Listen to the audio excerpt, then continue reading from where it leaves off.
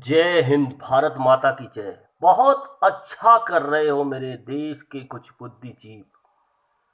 France में जो हुआ, वहां की फ्रांस की सरकार से उसको सुलझेगी, निपटेगी। और एक आतंकवादी का सहयोग करना अच्छी बात नहीं है मेरे देशवासियों। अभी वक्त है, सुधर जाओ, क्योंकि बहुत बुरा अंजाम होने वाला है। संसार में इसी तरह धरना प्रदर्शन करते रहे दूसरे देशों के प्रति। अरे वो आतंकवादी था जिसने उसका गला काट दिया।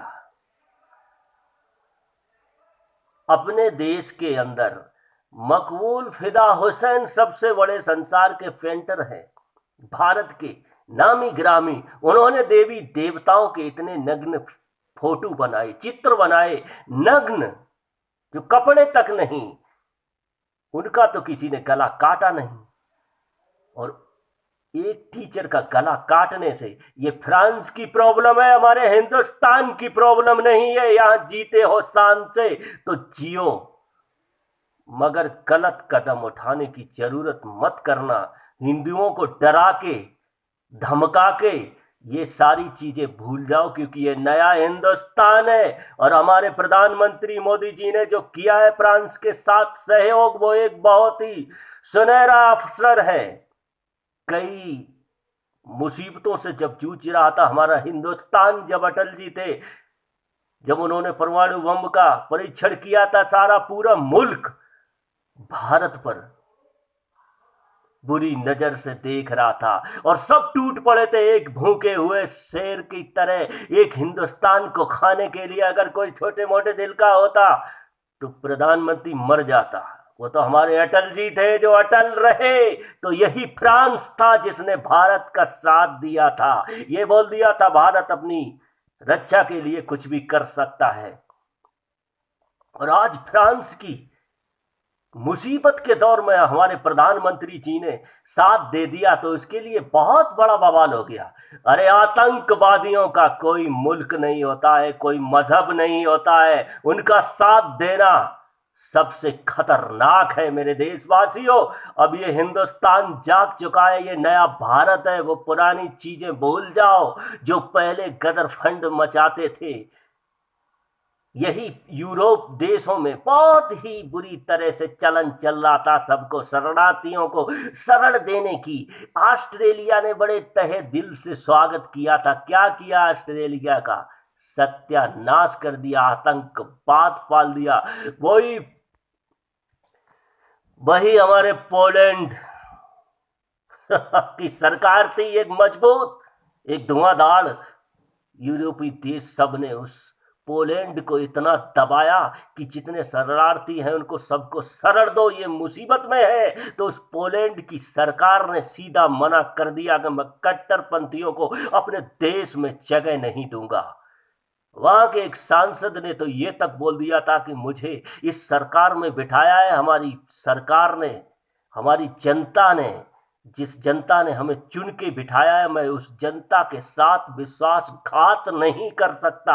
बाकी सबको शरण दे सकता हूं, मगर कट्टरपंथियों को शरण नहीं दे सकता। मेरे देशवासियों, आज पोलैंड के अंदर 0% आबादी है इन लोगों की, और कोई भी वहां हादसा नहीं होता है, ना ही बम ब्लास्ट होते हैं, ना ही आतंकवाद फैलता है। अरे इतना ही जुनून है तो उस चीन के लिए क्यों नहीं बोलते हो?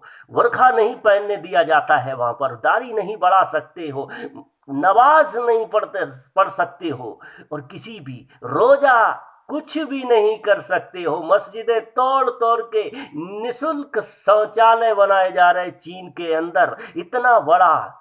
ये सब बुद्धिजीव कहाँ चले गए? फिल्म स्टार वाले भी खुजली हो जाती है, खड़े हो जाएंगे मुंह फाड़ के। देश में मुस्लिम बहुत दब रहा है, कमजोर हो रहा है, उस पर अत्याचार हो रहे हैं। अरे चीन के बारे में क्यों नहीं दिखाई देता है फिल्म स्टारों को या बुद्धिजीवों को? अरे चीन ने तो इस तरह से बुरी दशा कर दी है आप लोगों की, ये देखने की शर्मनाक बात है। पाकिस्तान जो लंडूरे बैठे हैं वहां पर, इमरान खान, उनको भी नहीं चीन की बर्बादी दिखाती है, वहां के मुस्लिमों की बर्बादी नहीं दिखाई देती है। मगर जो भारत के अंदर सुख और शांति से प्यार से रहते हैं, तो यहां पर एक अत्याचार फैलाने का बहुत बड़ा षड्यंत्र रच रहे हैं। यही तो एक दिन रोना बन जाएगी। मेरे देश के हिंदू भाइयों, अभी वक्त है, अभी जागो और उठो। उस प्रधानमंत्री का सम्मान करो जिसने हमारे फ्रांस के प्रधानमंत्री का साथ दिया। इसे कहते हैं बदला चुकाना। जो अटल जी के साथ फ्रांस ने किया था, आज हमारे माननीय नरेंद्र मोदी जी ने उस बदले का बदला चुका दिया। मेरे देशवासियों, जब हम बहुत बड़ी मुसीबत में जूझ रहे थे, जब अटल जी ने परीक्षण किया था, तो पूरा विश्व दाब रहा था भारत को, मगर एक फ्रांस ही था जो फ्रांस ने खुलेआम सीना चौड़ा करके भारत का साथ दिया था। उस फ्रांस को भूल जाएं। कहां भाईबंदी दिखाई देती है? अरे आतंकवादियों का साथ कोई नहीं देगा। आतंकवादियों के खिलाफ मोर्चे खड़े होने चाहिए पूरे देश में, दुनिया में। आतंकवादी कभी किसी का भाई नहीं हो सकता, ना कहीं भी किसी का बेटा हो सकता है। एक फोटो बनाने से मोहम्मद अली का तो इतना बड़ा 4 लोगों के कत्ल कर दिए सरेआम, खुल्लम खुल्ला। और भारत के अंदर अब क्या बोलूं, मकबूल फिदा हुसैन, भारत के हिंदुओं के भाइयों, हिंदू भाइयों के देवी देवताओं के नंगे फोटो बनाएंगे, वो सब जायज है। तो किसने उनके गले काट दिया? किसने उन पर कोर्ट कचहरी करा दिया? किसने उनको फांसी की सजा सुना दी? आप नहीं कर सकते। और बहुत बड़ी हमारे बुद्धिजीव हिंदुस्तान के बहुत बड़ी संविधान की दुहाई देते रहते हैं, संविधान से, संविधान से। अरे संविधान से ही देश चलेगा, आपके देश चलाने से नहीं चलेगा। क्योंकि आप लोगों का देशों में, किसी भी देश में कोई सहयोग नहीं है। मात्र बर्बादी के अलावा किसी देश को आप लोगों ने आबाद नहीं कर पाया। क्योंकि 55 देश बन गए हैं, फिर भी सुख और चैन से नहीं रह सकते हो 55 देशों में भी। क्योंकि वहां से भागने के अलावा और कुछ चारा ही नहीं बचा है। चीन के प्रति कोई भी एजेंडा नहीं चलाओगे, हिंदुओं को डरा धमका रहे हो।